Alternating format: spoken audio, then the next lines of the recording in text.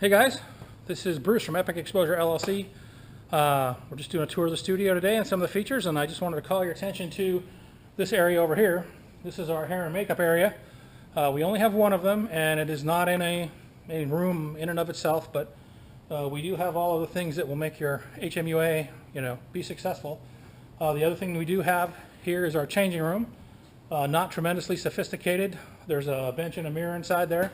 But in kind of the theme of keeping the studio as open as possible, this is how we went with that. So this is kind of like where all the models get ready to go. I do have additional tables and mirrors and whatnot that can be brought out in case of workshops, and we've done that before, and other larger shoots where we've had a need for, I think at one point we had probably 6 HMUA out here at one time, and they occupied all of this space. I mean, it was crazy. And I'm still finding glitter from that shoot. So anyway, I just wanted to call your attention to the fact that we do have a hair and makeup area.